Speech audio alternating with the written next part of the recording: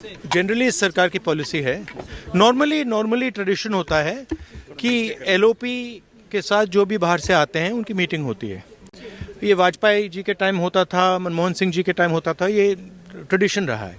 But आजकल क्या होता है कि जो फॉरेन डिग्नेटरीज आते हैं या जब मैं कहीं बाहर जाता हूँ तो सरकार उनको सजेस्ट करती है कि एलओपी से नहीं मिलना चाहिए।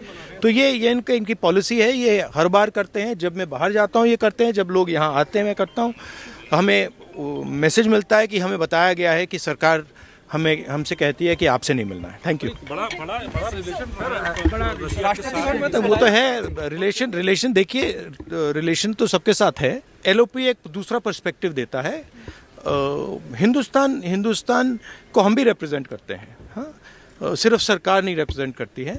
तो सरकार नहीं चाहती कि ऑपोजिशन के लोग बाहर के लोगों से मिले। ये ट्रेडिशन है, ये नॉर्म है, बट मोदी जी इस नॉर्म को फॉलो नहीं करते हैं। फॉरेन मिनिस्ट्री इस नॉर्म को फॉलो नहीं करती है। बहुत अजीब बात है।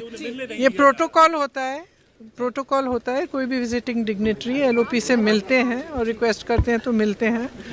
तो इस प्रोटोकॉल का रिवर्सल मतलब इस सरकार की जो जनरल जो जितनी भी नीतियां हैं वो इसी आधार पर है।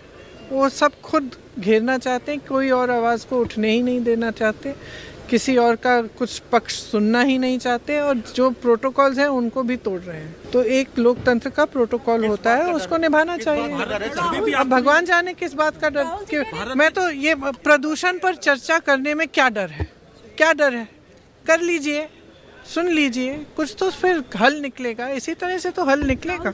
लोकतंत्र में हर जने को अपनी बात कहने का मौका मिलना चाहिए और चर्चा होनी चाहिए और फिर एक्शन लेना चाहिए। तो यहाँ तो कोई चर्चा होनी ही नहीं है।